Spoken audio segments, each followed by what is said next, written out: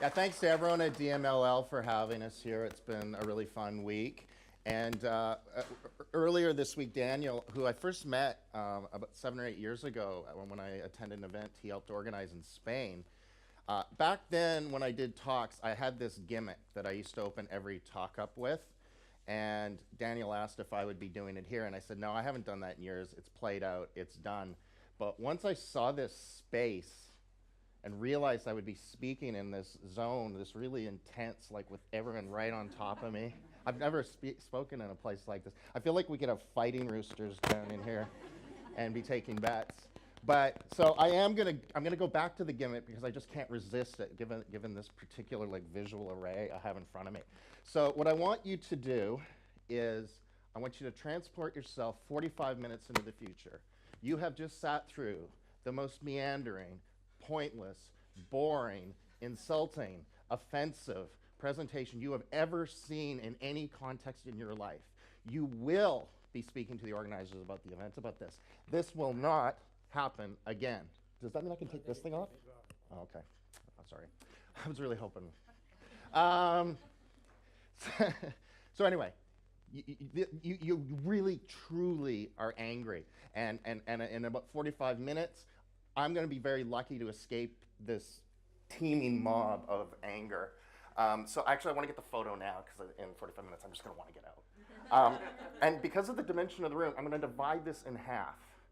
And I think, so what essentially I want you to do is I want you to channel all your hate and rage that you will be feeling 45 minutes from now at me, so I can get a photo. And given the dimension of the room, I'm going to do 2 separate shots. And I think whoever it is that can just generate, just the most insane, just paroxysms of rage and that you can do will probably be on the cover of next year's event.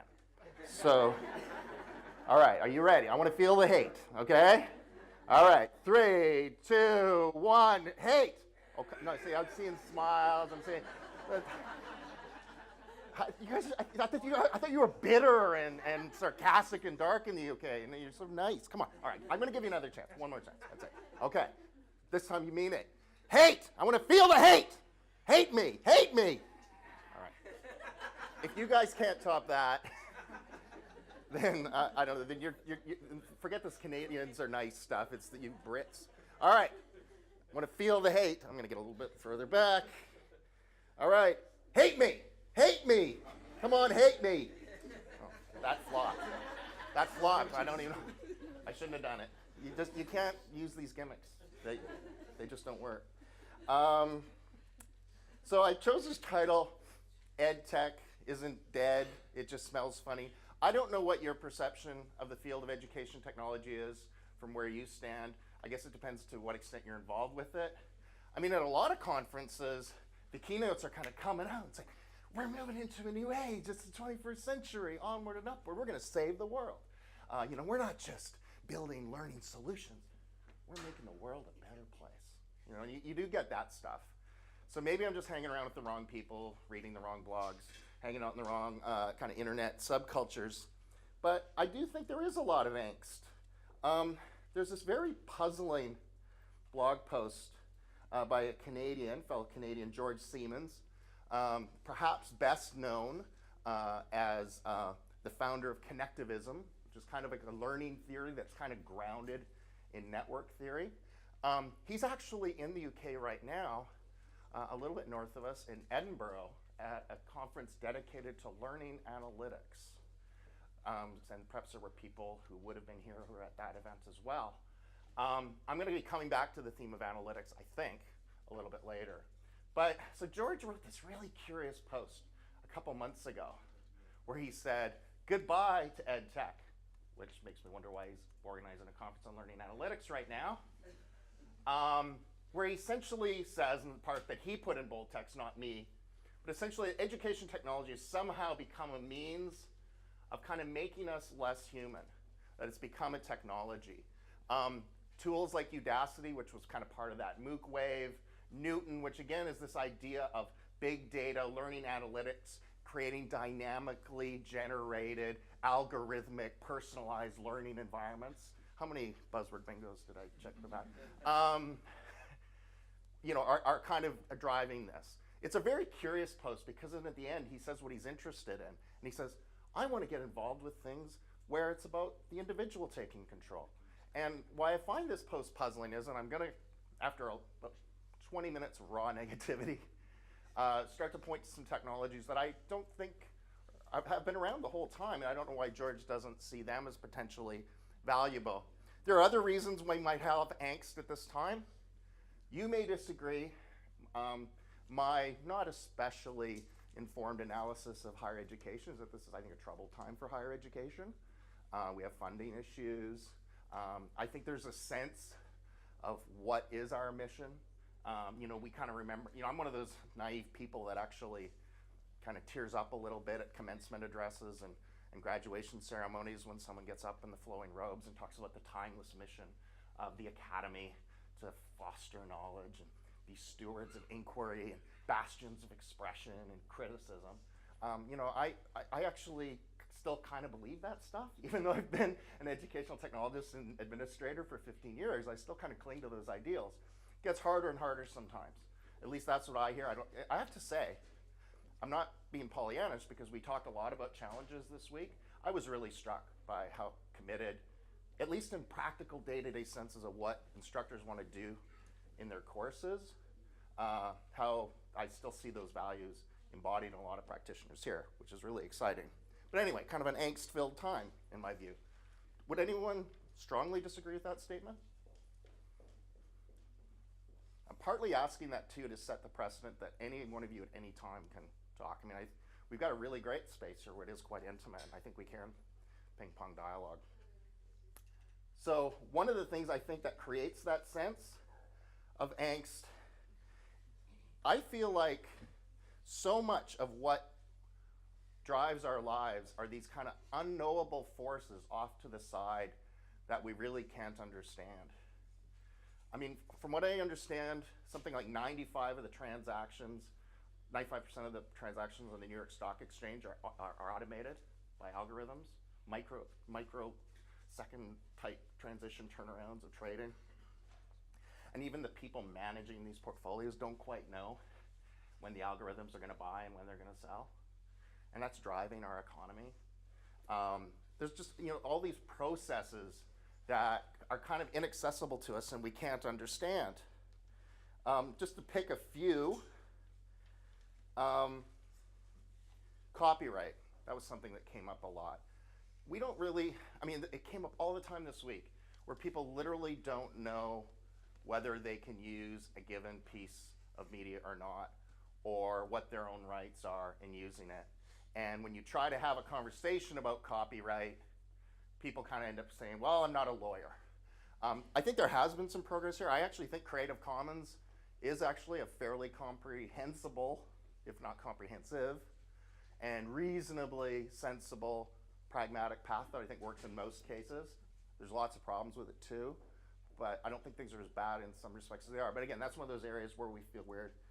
Of course, I don't know how often you click the submit button, which I think is so appropriate. There's a reason when they say the terms of use, you must submit. I think, like the Apple iTunes routine updates are something like 75 pages long.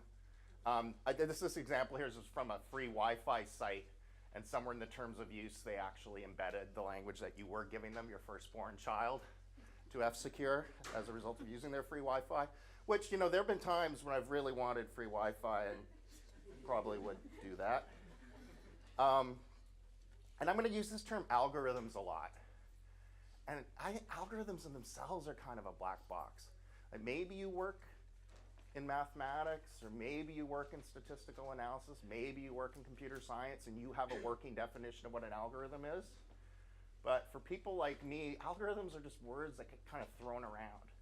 And I sit in a lot of talks from vendors who'll talk about the algorithms they have to ensure just-in-time delivery of learning resources, or the algorithms they have to detect at-risk students, algorithms to predict whether a learning activity will be successful. And they say algorithms. And I sometimes start to wonder what they really mean. I quote one particular article here called the Cathedral Computation, And they give you the thought exercise that when you hear people like that say algorithm, just replace it with the word God. So you know, we have this quite remarkable system, and through the use of God, we can actually quite reasonably predict whether the student will be successful in this application. And really, we know about as much about the ways of God, however we define that, as we do an algorithm. Things are just kind of happening behind the scenes. Facebook recently got a patent for an algorithm, for a God, that they claim can predict credit worthiness fairly predictably just by who your Facebook friends are. Which is, you know, kind of interesting. And this is the kind of thing, of course, you know, I hear a few, so like obviously not everyone knows that that's happening. That's kind of what I mean about these algorithms kind of existing beyond our comprehension, because you might not even learn why it's happening. You might learn about it the next time you try to buy an automobile or get a home. And I guess what's kind of troubling about this is we know how to regulate, say that, you know, the traditional lending business has some degree of regulation involved with it.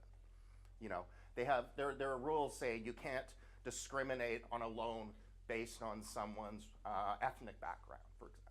We can regulate those kind of practices.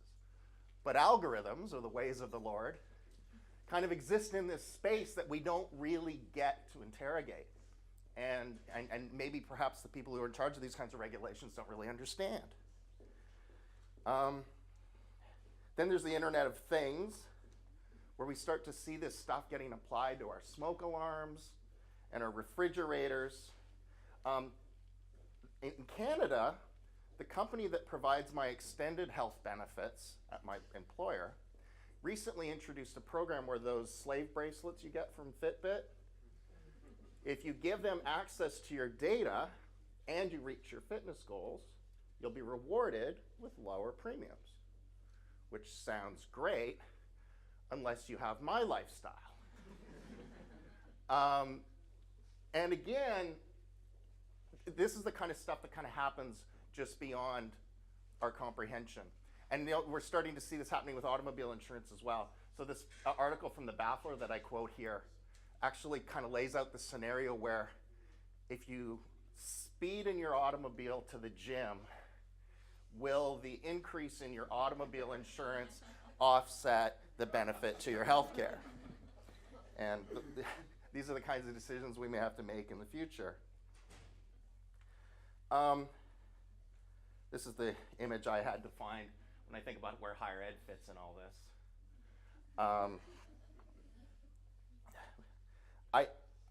I know that we're at the Disruption Media Lab, and I know that disruption here is just a lovely, wonderful thing.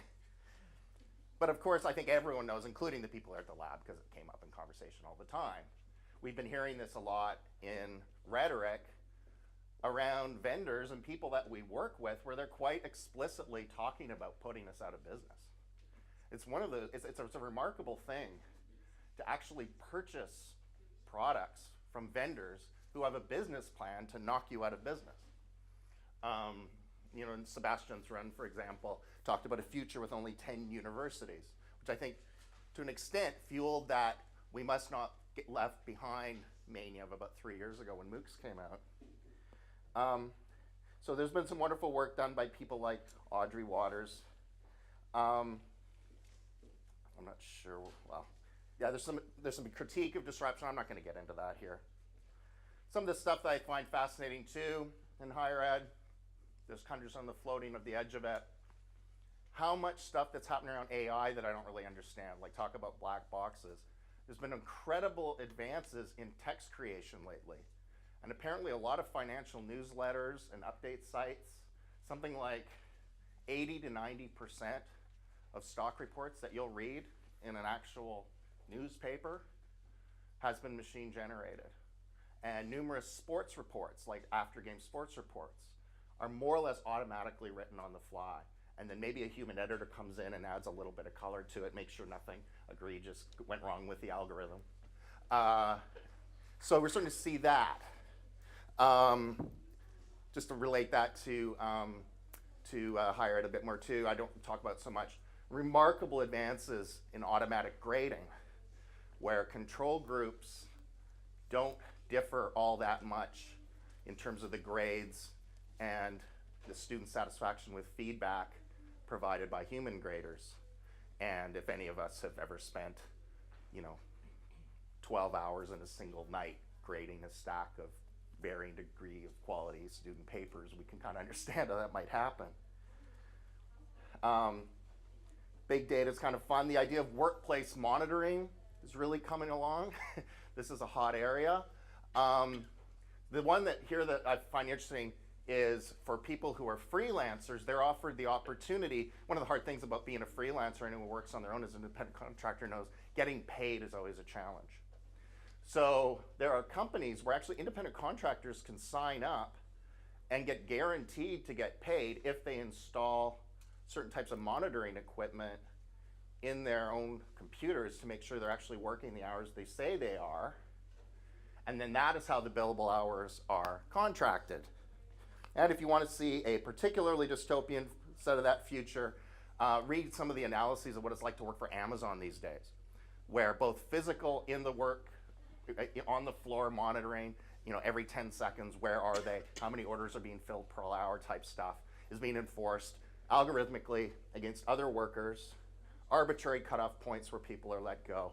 And that also applies to managerial and white collar staff. So again, higher education. How are we responding to this changing world of tech? What are we doing to promote critical discourse about this stuff? What are we doing to either take advantage of some of these new capacities or perhaps resist them? I would submit, respectfully, we're doing a terrible job of it. I would argue that if I had to think of one word to describe higher education as a whole's response to the changes we've seen and the challenges we are seeing from technology, the word I would use is passivity. And I think nothing exemplifies that so much. You actually have a nicer term for this breed of technology, the virtual learning environment. I think the North American term is more honest in terms of the function that it serves. A learning management system. It is a system designed to manage learning. Now, I actually am in charge of the VLE at my institution. I'm the one who has to make sure it works. I'm the one they call when it goes wrong. I understand some of the value of it, and particularly, I actually hope the VLE doesn't go away in the sense of it being a classroom management tool, because we do need those. Grade books, things like that. And I know there was a reference to an article that I co-wrote with Jim Groom. He'll be speaking later today where we go into this in tiresome detail. But just to sum up some of my issues with the learning management system and why I think we really need to interrogate why and how we use it. One, usually at gatherings like this, a phrase you'll hear a lot is, we gotta get out of our silos. Let's break down the silos. Oh my gosh, we're all in our silos. I've never heard a pro-silo statement in higher ed, ever. But could you find a better word to describe how courses and sections and instructor profiles and student profiles are set up in every single VLE that I'm aware of? You can get around this stuff, and if you have a particularly enlightened system admin running your VLE, maybe if you're teaching a course and you have other professors that are teaching the same course in different sections, maybe you can see what they're doing, but it's extremely rare. Maybe you don't kick your students out and stop giving them access to their own learning materials within days or weeks of their course ending. But standard practice is that a student doesn't even have access to courses they've taken and paid for as they progress through their studies. They're literally locked out. So there's that issue. They're just clunky. There's always a few people that think, Moodle's great, why does everyone complain about it? As again, someone who actually manages and have to deal with my community, generally speaking, this software, because it tries to do everything ends up not doing anything particularly well. From my point of view, that complexity creates a lot of difficulties. It creates this mindset amongst its users that here is an environment that's supposed to do everything for you, and when that expectation is inevitably not met, it creates anger. And I think the biggest problem I have with not only the VLE, but just generally locked down, closed online environments in general, because you could be locked down and closed in WordPress or MediaWiki or anything else. But with Moodle in particular, or with Blackboard in particular, if we're doing a lot of online or blended learning, we're asking our students to spend hours and hours and hours in front of a computer. And if they complete a program of study that's used a VLE, how many online literacy skills have they really developed that they're likely to be able to apply when they leave school, unless they become instructors themselves? It just strikes me as a real wasted opportunity. If just simply by choosing a different tool, for example, WordPress is the back end of anywhere from 20 to 50% of the websites on the World Wide Web, depending what metrics you look at. You know, we could at least be giving them those kind of tacit skills. Audrey Waters, again, who's all over my thoughts, so that's why she's all over this presentation. She's brilliant. You know, kind of says, you know, this stuff is challenging, it's hard. If you engage this stuff head on, even when you have an amazing group like the DMLL that actually is here to help you think through this stuff and implement this stuff, it's still extremely challenging. There is this certain passivity because it's hard, it is complicated, things will go wrong, there's no question about it. And that notion of it being somebody else's job, I would argue, speaks to that alienation that I was talking about earlier. So as a result, higher education's got a lot to answer for. I'm not going to go deeply into this stuff, but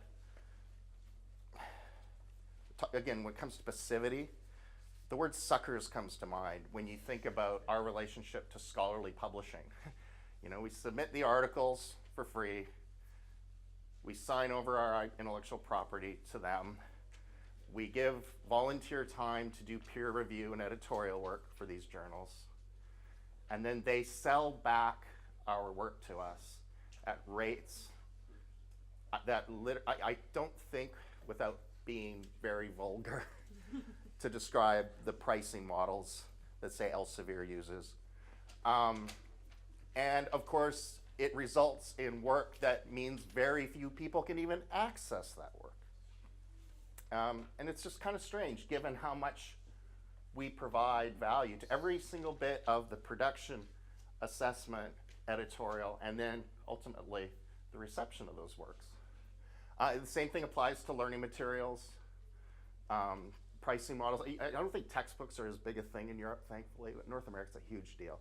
And the textbook market, similar types of price gouging comes in. We're already seeing increasingly courses being developed in public-private partnerships where someone like Pearson actually takes ownership of development of the course and will even provide the tutorial work. And you know, initially these value chains seem very, very prominent.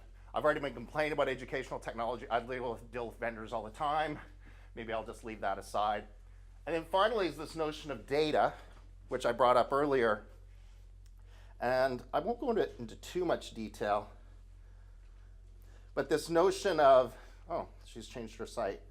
I'll just encourage you to Google it at some point. Audrey Waters, and the title actually kind of says it all. Data is the new oil, where she kind of investigates this new wave of vendors and business models built around the idea, much like Facebook can take our personal data and turn it into billions of dollars in valuation, to take student data and be able to work that through. Some of the things she points to is, you know, when Coursera was still trying to look for a business model, I assume they still are. It's hard to tell with them. When Coursera was looking for a business model, one of the things that was hinted at by Daphne Kohler in an interview was, you know, we can not only tell the quality of the work that a student submitted for the assignment, we can see when they started to do it. We can see how much time they put into it. We can see how many revisions they did. We can see whether or not they did it the night before the deadline. Ha ha ha.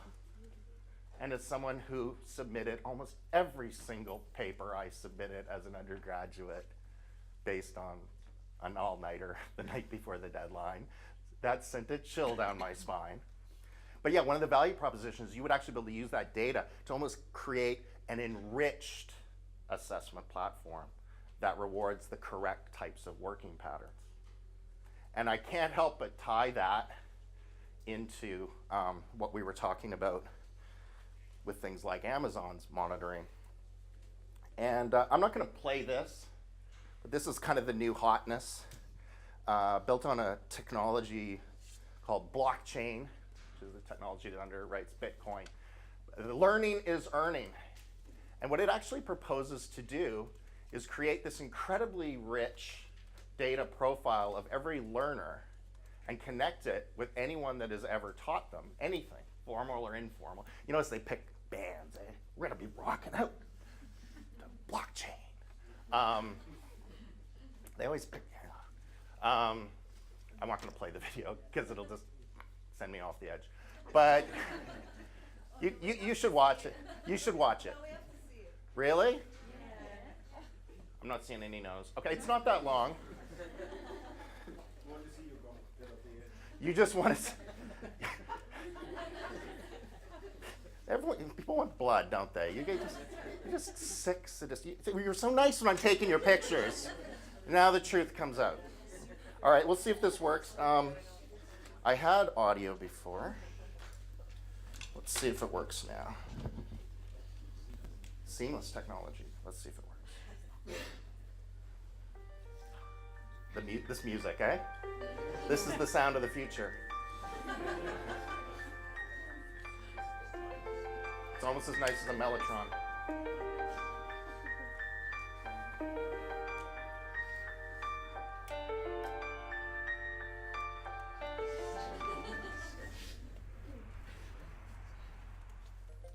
Your ledger account tracks everything you've ever learned in units, called EduBlocks.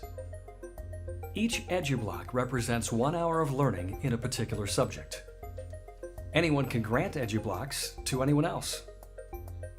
You can earn EduBlocks from a formal institution like a school or your workplace. But you can also earn them from individuals or informal groups like a community center or an app. The ledger makes it possible for you to get credit for learning that happens anywhere, even when you're just doing the things you love. Your profile displays all the EduBlocks you've earned. Employers can use this information to offer you a job or a gig that matches your skills. We'll keep track of all the income your skills generate and use that data to provide feedback on your teachers. When you're choosing a teacher in the future, you may wish to choose the teacher whose students are earning the most income. You can also use the ledger to find investors in your education. Since the ledger is already tracking income earned from each EduBlock, you can offer investors a percentage of your future income in exchange for free learning hours. Our smart contracts make these agreements easy to manage and administer. The ledger is built on blockchain, the same technology that powers Bitcoin and other digital currencies. That means every EduBlock that has ever been earned is a permanent part of the growing public record of our collective learning and working.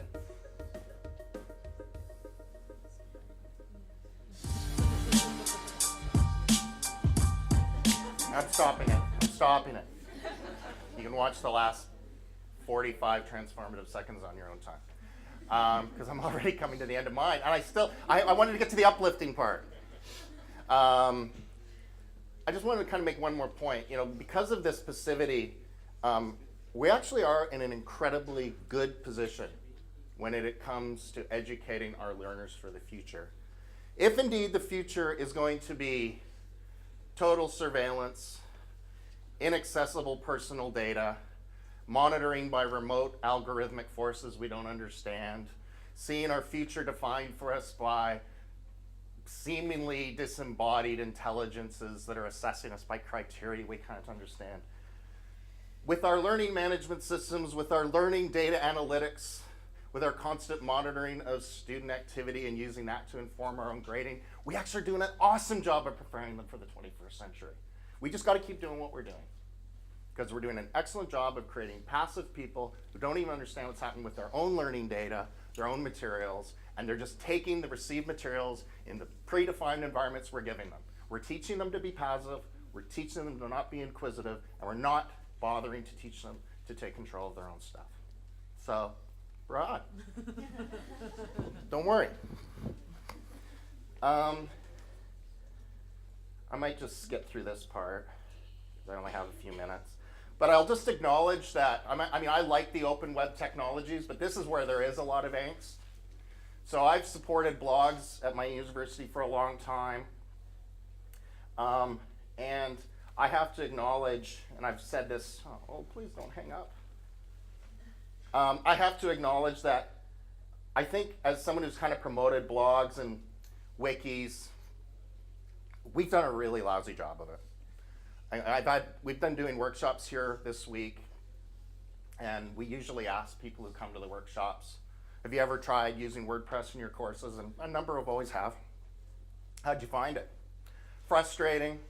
I had to spend a lot of time figuring out stuff that was not really relevant to what I wanted to do. And I think open ed techs, because we like to tinker with things, and we like getting into the back end, and we're just kind of fascinated with those processes, we assume that just your typical teacher of whatever discipline wants to do that too. So when somebody asks, comes to a talk, and I get them excited about the possibilities of owning your own stuff and getting your own domain and building a blog, and then they say, hey, set me up, and I set them up, and then I send them to this blank screen that says, hello world, and there's all these buttons on it, and people don't know the difference between a post and a page and a tag and a category. And maybe we do a workshop and we spend 2 hours just fiddling with that stuff. And then they walk out and maybe they've learned a little bit, but they still haven't actually gotten blogging yet. So I think to an extent, people like myself have to acknowledge we haven't done enough.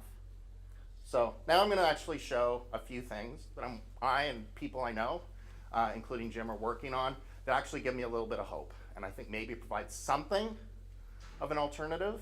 But you're welcome to critique that or decide whether or not it begins to get there. The thing I've kind of been obsessed with the last year or so is with that idea of the tool that makes things a little easier for people. So I got an acronym. The only problem with the acronym is I still haven't quite figured out what it stands for. So we have a god trying to break that through. It's kind of crunching the data, and eventually it will hit on the optimal theological expression of what the splot is. The best one I've come up with so far is simplest possible learning online tool.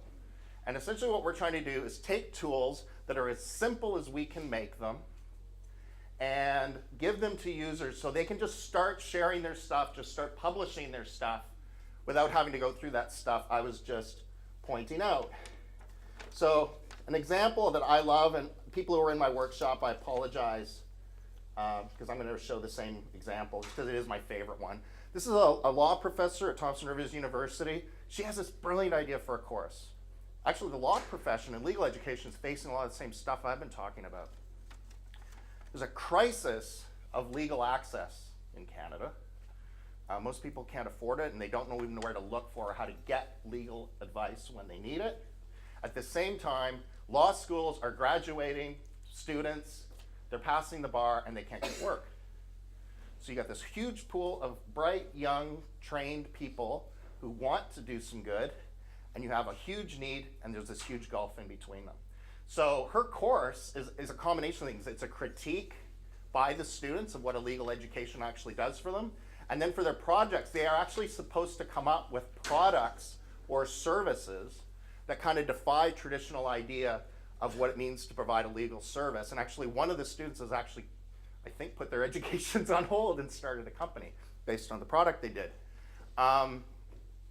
So this needs to be open because their ideas and their critiques need to be engagement with the legal community to get the feedback to make it. You can't do this in a VLE. So we provide this thing called a splot.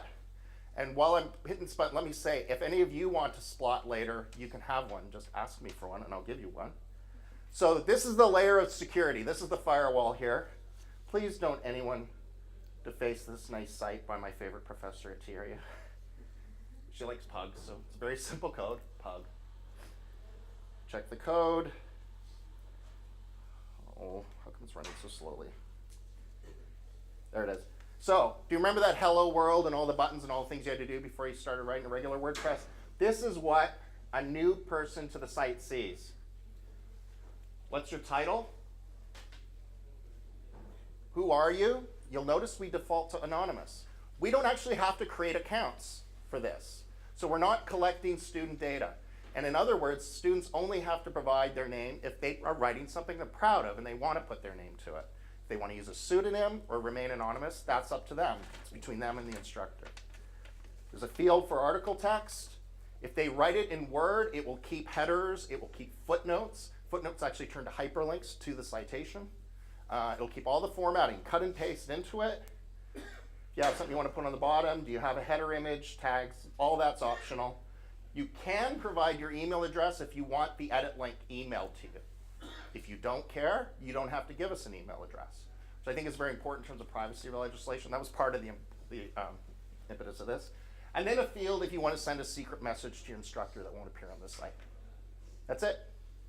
The thing I've found about this is someone who supports educational technology is, I give it to the prof, I go to their office for 20 minutes, not because I have to, because I like talking to professors. And they're usually happy, and it's usually a fun meeting. And then I never hear from anyone again. And I just see really great work.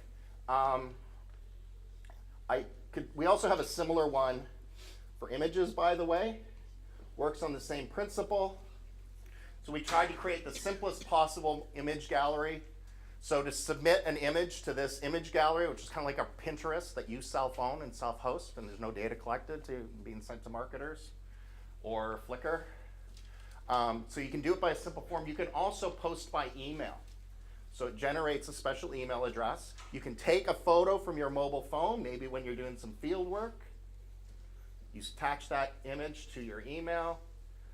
The subject line becomes the title. Whatever text you put into the email itself becomes the description. You can add tags if you want. This is for a course on mythical animals. So if I want to see all the images related to Cupid, I can do it that way. Generates RSS, all those nice things. Works really well on mobile devices.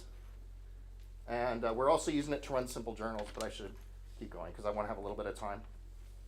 This is just a little thing for some of the techies or tech managers or people who manage techs. There's been some really remarkable improvements in the ability to clone web environments in numerous different ways. So one of the reasons why I can offer this service and support it really easily, not so long ago, if I wanted to write a site like this, I'd have to install WordPress or open up a new WordPress site. I'd have to install a theme. I'd have to install some plugins, go through, add configurations. Might take me 2 or 3 hours, but it's work. So if I get 100 requests like that, I need 4 or 5 staff to work for a week. With this cloner, I can spin sites out like this in about 2 minutes. And the other thing is, the cloners could theoretically have the content embedded into them, which is a really powerful idea. So for example, the service Lumen Learning, who do open textbooks in the States, David Wiley's group, when they share an open textbook with you, they actually clone an entire flavor of WordPress called Pressbooks, and it shares that with the community. And then you can have activities and things embedded into it. So you're not just sending them the content, you're actually sending them the functional environment for that content. So we can start sharing applications amongst ourselves the way I might share a paper with you, or the way I might share a PowerPoint presentation. I could put it on, I can send it to you, and you can have it. So one of the things that makes me a little bit optimistic, just time check here, I'm out of time, is there's a group of us in British Columbia. We formed an open Edtech co-op. Nobody's funding us. We don't need it because we have an open source Sandstorm app in marketplace. Hosting has gotten incredibly cheap. It's locally and privacy law compliant. And again, it gives us this huge wide range of applications that we are able to start sharing fully rendered learning environments with each other with one click via cloning. And it's just been fantastic. I don't have time to talk about the best web project I was ever involved with, which involved no infrastructure at all, just had people building Wikipedia sites. If you want to talk about it later, it was super fun. So just, I guess, in summary, I keep going back to this. In the article you guys that was attached to our description when we were announcing this, we ended with this quote, and I just can't think of a better way to end it. So Tim Berners-Lee did a Reddit Ask Me Anything session. And as you can see, someone said, where do you think the web will end up in the next 25 years? And I just love his answer. It's up to us. It's an artificial creation, as are our laws and our constitutions. We can choose how they work. We can make new ones. It's our choice. So I hope we will choose wisely, and I hope some of the people I'm already working with will be working with you in the future. And thank you for listening.